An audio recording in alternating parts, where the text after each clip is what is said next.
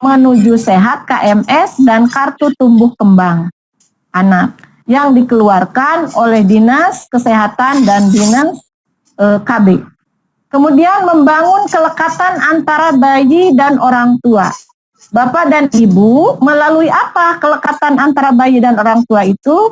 Melalui kontak mata, melalui senyuman, membelai, mencium, memeluk, dan memangku. Kadang-kadang kita mungkin lupa ketika berbicara dengan anak, kita cuek aja kemana begitu. Padahal itu kontak mata itu sangat dibutuhkan. Nah, pola asuh yang baik ketika anak berbicara, duduknya pun harus sejajar dengan kita. Atau misalnya anak berdiri, kita jongkok seolah-olah untuk menyamakan ukuran tingginya dengan dia. Sehingga dia kontak mata dan itu akan lebih baik itu. Yang selanjutnya adalah membangun komunikasi dengan menanggapi ocehan bayi. Tersenyum, mengoceh, bicara, dan sebagainya.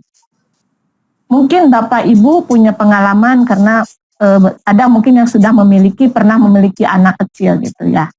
Tersenyum, ocehan, itu sangat baik Bu. Anak itu kan usia 2 bulan itu kan biasanya hao hakeng. Nah ketika kita timbang-timbang, dilihat gitu, alangkah baiknya hao hakeng itu kita ganti. Itu hao hakeng bahasa anak, kita ganti dengan Allah, langgeng gitu kan. Itu seolah-olah berikan masukan, stimulasi yang benar begitu, yang jelas ucapannya. Jadi kalau mentang-mentang ke anak misalnya mama, mamam, tidak seperti itu, tetap makan gitu kita bahasanya, walaupun anak tersebut belum bisa menyebutnya. Kemudian hindari kata-kata kasar. Jadi walaupun bagaimana kita harus tetap menjaga tadi itu, kata-kata kasar itu tidak akan terjadi kalau di dalam kasih sayang itu. Ya, jadi harap kata-kata kasar, bentakan, apalagi pemukulan, mencubit dan sebagainya itu akan merusak terhadap perkembangan jaringan sel-sel saraf otak yang sedang berkembang. Kemudian memahami tahap perkembangan anak. Tahap perkembangan anak itu mungkin sekarang media banyak.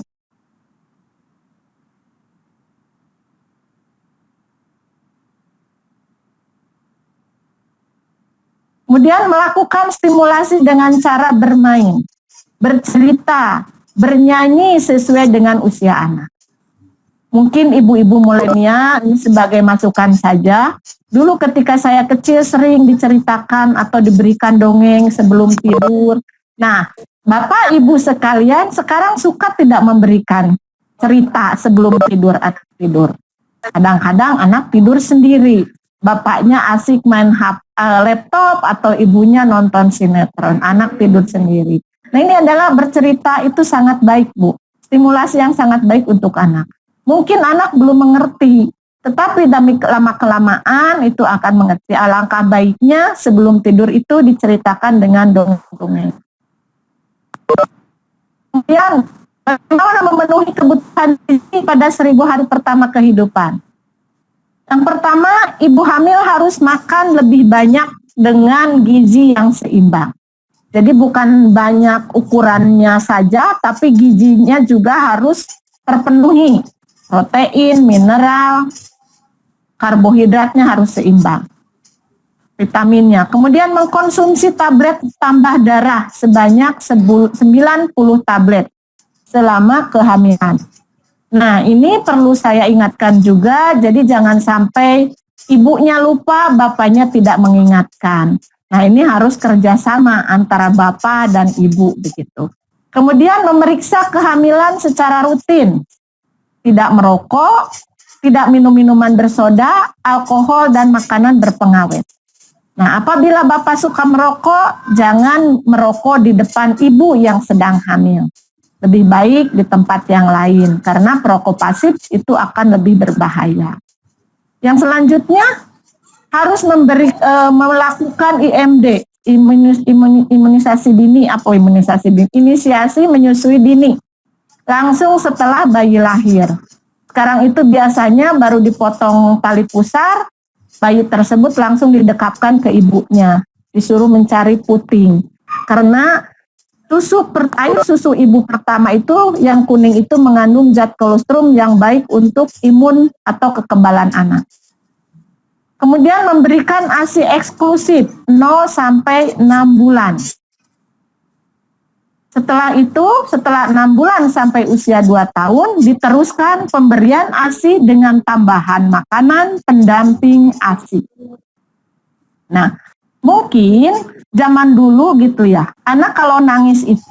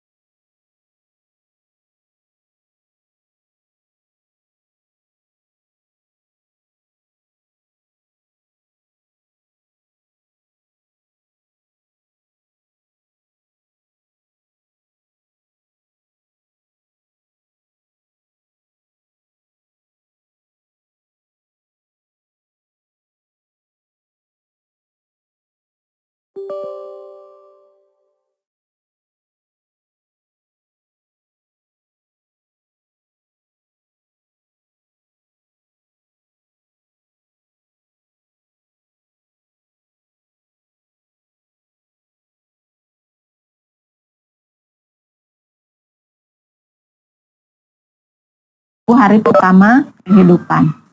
Nah, dampak masalah gizi pada kesehatan anak.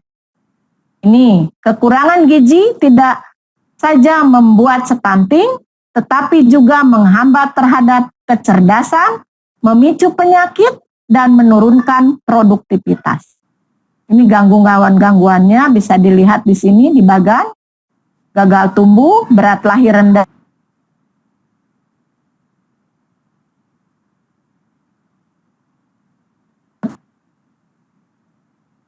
keberhasilan pendidikan.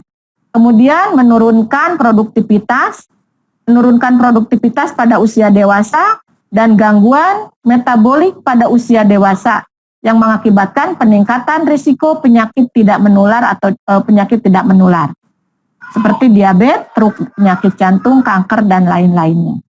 Nah, ini stunting secara keseluruhan, data secara keseluruhan, 37,2% prevalensi stunting atau pendek di Indonesia adalah ini, 37%. Apakah yang pendek itu disebut stunting? Tidak semua yang pendek disebut stunting, karena yang pendek pun ada dipengaruhi oleh faktor keturunan.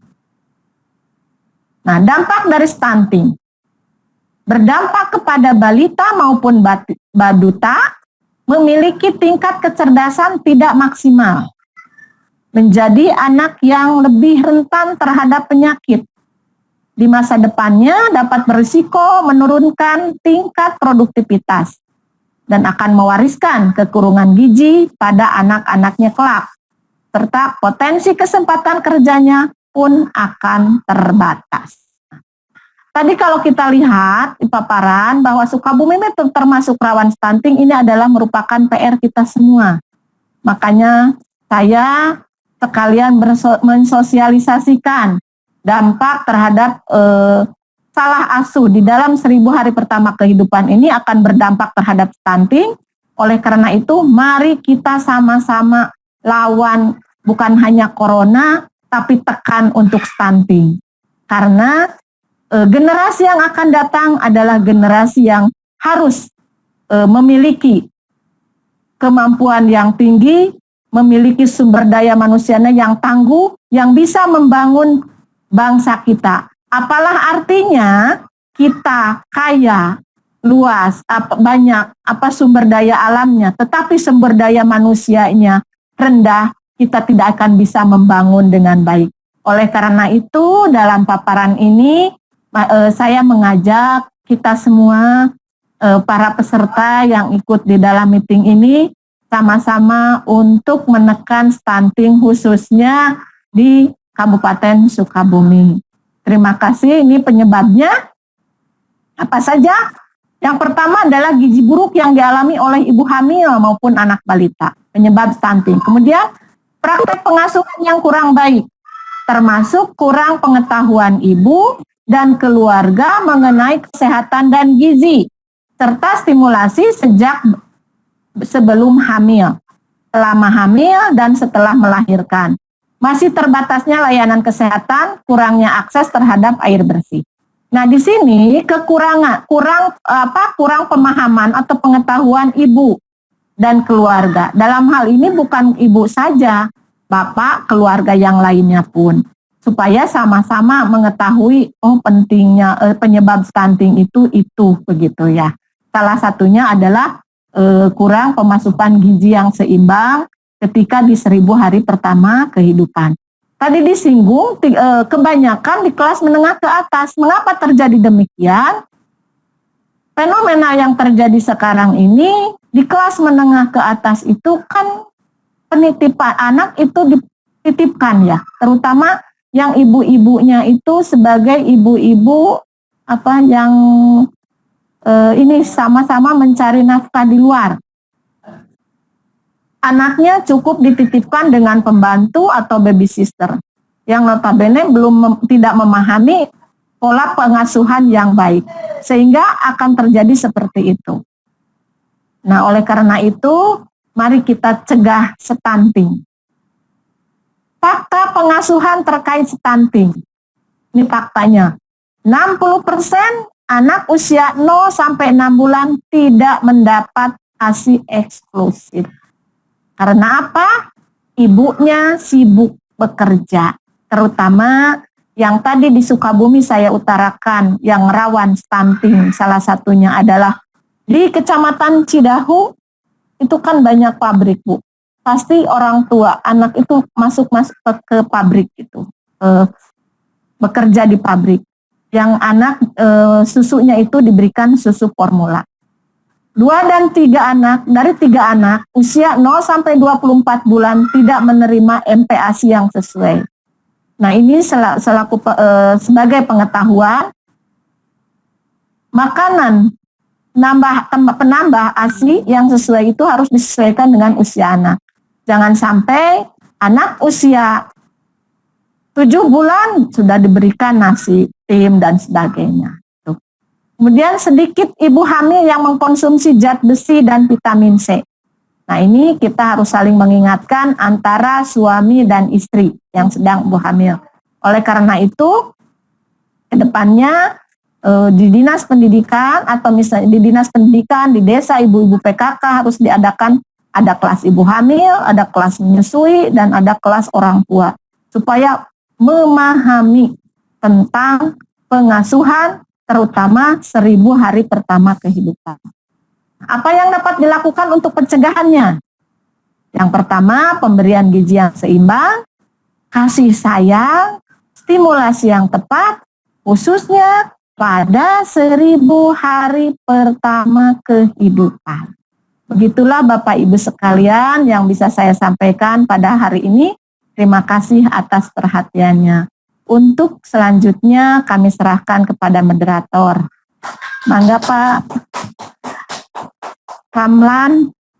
Iya, terima kasih Ibu atas penjelasannya, sangat detail dan juga tentu saja bermanfaat buat kita semuanya. Baiklah Bapak dan Ibu sekalian, kita buka forum tanya jawab ya. Tanya jawab tentang materi yang tadi disampaikan oleh Ibu Hajah Sedarsi. Yang pertama 2 pertanyaan dulu ya, 2 pertanyaan. 2 pertanyaan. Nanti dijawab dulu, setelah itu kalau misalkan masih ada waktu kita lanjutkan diskusinya. Silakan untuk penanya pertama. Dari siapa dulu?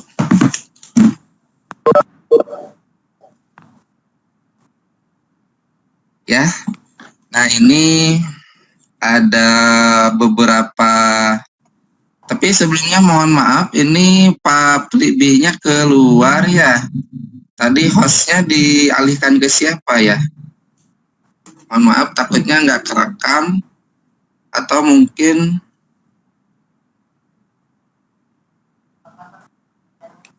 halo Pak Plibi.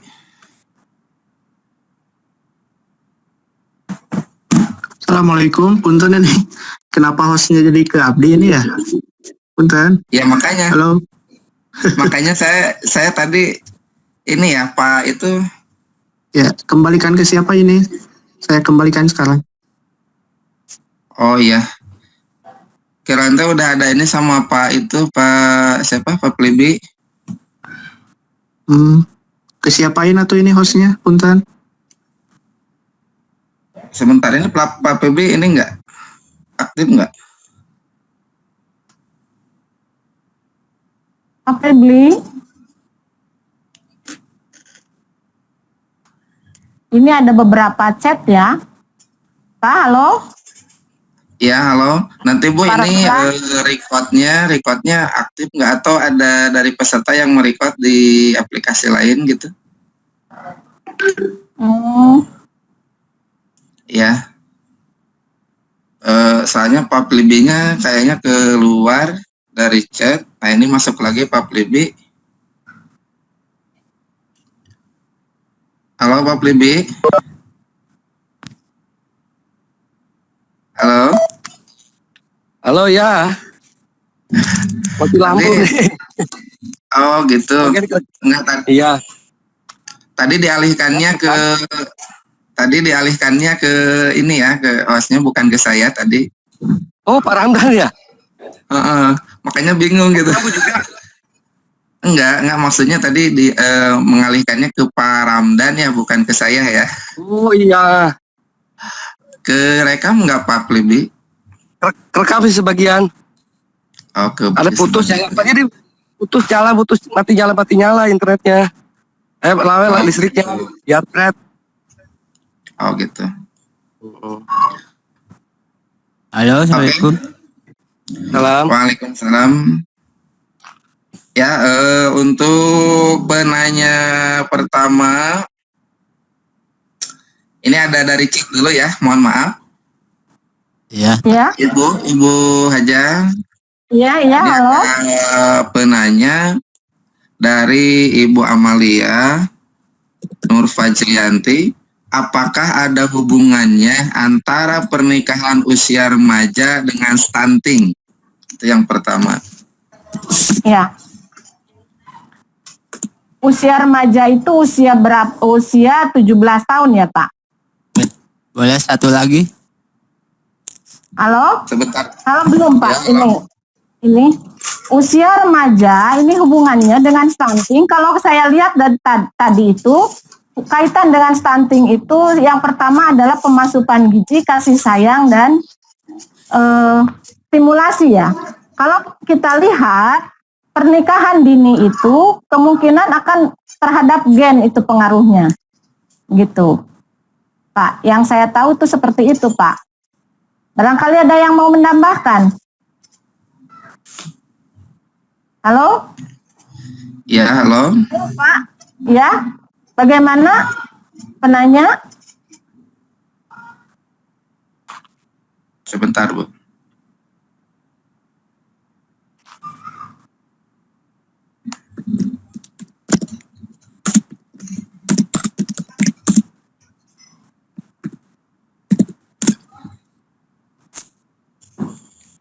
Ya, itu mungkin jawaban sementara ya, Bu ya. Nanti Ya. yang bersangkutan bisa mengomentarinya. Selanjutnya, ini dari Pak Widi Sandi ya. Sebagian ibu menyusui tidak keluar air ASI-nya, penyebabnya apa? Gitu. Ya. Nah itu Bu, pertanyaan yang Ya. kedua.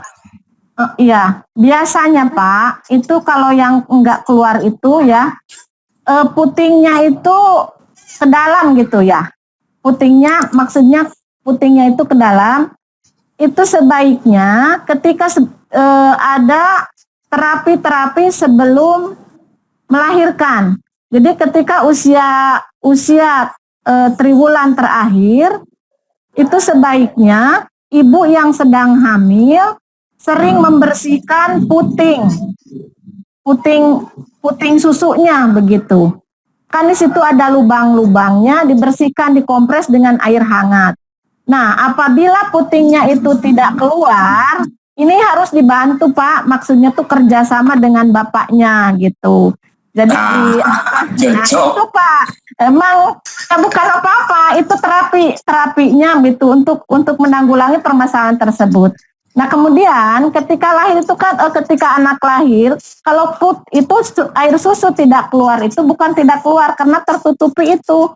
Biasanya kan lubang-lubang di puting itu suka kalau tidak dibersihkan itu kehalang gitu Pak.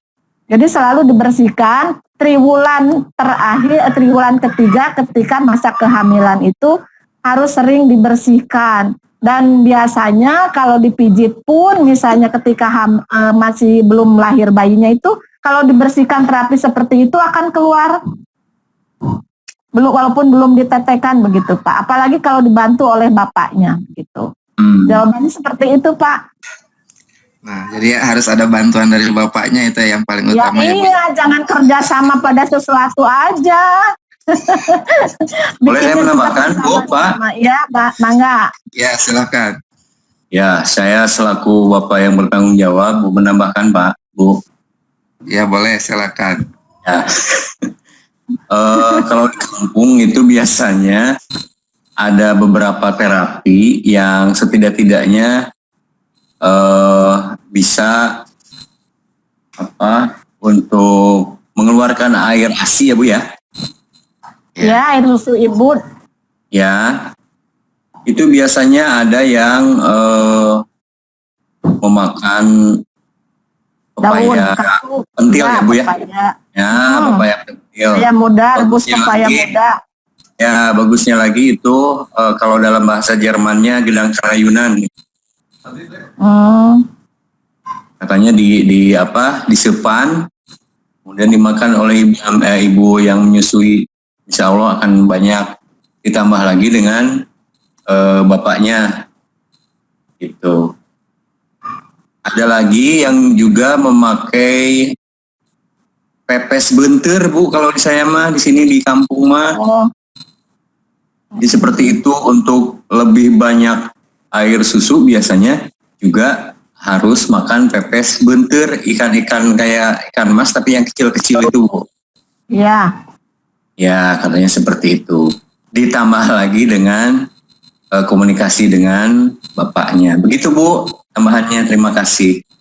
Ya, terima kasih Pak. Pertanyaan selanjutnya, apakah dampak stunting itu permanen? Terus penyembuhannya gimana? Itu Bu, selanjutnya. Ya, tadi di paparan bahwa stunting itu permanen, Pak. Itu kan untuk selanjutnya pondasinya. Nah, salah satu makanya pada kesempatan ini saya mensosialisasikan 1000 hari pertama kehidupan untuk pencegahan stunting. Sekarang di Sukabumi pun merupakan program unggulan dari berbagai macam dinas instansi terkait untuk menekan angka stunting ini. Karena itu Pak tadi permanen, dan salah satunya disebut permanen ya kita berusaha. Kalau sudah tahu gejala-gejalanya seperti itu, berarti kita selaku orang tua harus berusaha memberikan makanan-makanan yang bergizi, kemudian kasih sayang dan stimulasi yang tepat. Bagaimana kalau terjadinya tadi kan 10 tahun, 8 tahun baru kelihatan, nah kan bisa dikejar karena anak masih pertumbuhan. Cuman alangkah baiknya karena tadi sudah saya jelaskan di awal, di 1000 hari pertama kehidupan terdeteksi begitu. Jadi tadi dalam kejadian seperti ini terjadi di orang-orang yang mampu gitu ya. Nah, salah satunya Pak, kita juga harus perspek gitu terhadap makanan yang diberikan, terutama ini makanan siap saji begitu. Tentu makanan siap saji itu menyehatkan begitu. Itu Pak mungkin jawabannya yang bisa saya berikan. Mudah-mudahan tidak puas dan akan kita mencari jawaban yang lebih sehingga kita ingin menggali kembali itu ya, menggali kembali ilmu tentang ini supaya menekan angka stunting tadi itu. Iya. Terima kasih Bu. Ini masih ada pertanyaan, masih bisa ya Bu ya? Mangga. Ini dari Ibu Imas SPD. Dalam stunting apa pengaruh dari gen keluarga? Jadi stunting itu apa pengaruh dari gen keluarga? Bisa seperti itu Bu? Jadi pengaruhnya dari stunting apa? Di Pengaruh sini itu kan sebagian kecil Pak. Itu gen keluarga itu kan tadi pendek ya. Pendek gitu. Yang pendek tidak selamanya stunting. Kita lihat itu stunting memang ada dari gen keluarga, tapi hanya sebagian kecil. Sebagian kecil gitu. Tidak dominan gitu. Dan yang pendek dari gen keluarga itu ya bukan berarti dia nanti akan mengalami keterlambatan. Tidak, saya lihat kan almarhum B.J. Habibie, beliau pendek tapi mereka memiliki keistimewaan ya yang luar biasa. Tidak semua yang pendek itu stunting begitu. Gagal tumbuh gitu, bukan gagal tumbuh karena itu yang dipengaruhinya oleh gen gitu Pak. Iya, mungkin kalau gen itu ya tadi ada yang pendek, akhirnya itu kan gennya ya. Tapi kalau stunting itu kan kelainannya mungkin ya. Itu, iya. Jadi kalau stunting itu mungkin kelainannya ya. Jadi kalau gen itu biasanya kan ya kalau misalkan orang tuanya pendek bisa juga ke anaknya pendek gitu ya. Tapi itu tidak ada bukan penyakit gitu. Tapi kalau stunting mungkin tadi ada kelainannya ya gitu ya Bu ya. Ya. Selanjutnya Bu, ini dari Pak Abi Setiawan. pertanyaan yang ke-1, apakah perawakan pendek disebut stunting? Tadi sudah terjawab ya Bu ya. Ya. Pertanyaan Halo, pertama Abi. yang kedua. Alhamdulillah bisa hadir. Terima kasih. Semangat, Pak. Selanjutnya ini yang di chat lagi ya, masih Pak Abi nih. Bagaimana cara mendeteksi awal stunting dan sejak kapan terlihat atau terdeteksi bahwa anak tersebut tergolong stunting? Tadi harus dilihat dari tadi sejak 1000 hari pertama kehidupan. 730 hari dilihat tumbuh kembang anak, ditimbang setiap bulan, pertumbuhannya seperti apa, kemudian dilihat perkembangannya melalui kartu yang sudah diberikan oleh puskesmas maupun dinas KB begitu. Nah itu untuk mendeteksi tersebut gitu Pak. Jadi harus dilihat ukuran badannya, ditimbang setiap bulan gitu untuk memantau. Karena akan kelihatan apabila anak terpenuhi gizinya dia akan di grafiknya itu di garis hijau begitu. Dan termasuk tinggi badannya pun akan kelihatan begitu Pak di grafik tersebut yang ada di KMS maupun di kartu tumbuh kembang itu. Itu mungkin Abi yang bisa Iya, saya terima kasih. jawab. Bunda. Terima kasih, mantap, semangat. Ya, terima kasih. Ini pertanyaan terakhir ya di chat. Mungkin ada yang mau bertanya langsung, silahkan. Masih ada waktu. Beberapa menit lagi sebelum ditutup. Nanti sebelum ditutup, Ibu Aja bisa memberikan kesimpulan atau penguatan dari materi ini ya Bu ya. Tapi Ya. mungkin masih bisa diterima ya kalau ada lagi pertanyaan. Enggak, saya ini aja dibikin resume. Oh ya boleh, silakan Ibu. Saya simpulkan ya Pak dari penjelasan ini bahwa pengasuhan pada 1000 hari pertama kehidupan itu salah satunya adalah untuk pencegahan stunting. Agar generasi muda kita, generasi yang akan datang adalah merupakan generasi yang tangguh, yang kuat, yang sehat, yang memiliki kemampuan yang tinggi. Kita berantas tekan stunting. Tidak hanya saja kita hindari corona. Stunting kita harus tekan. Sukabumi harus bebas stunting. Oke, terima kasih. Assalamualaikum warahmatullahi wabarakatuh.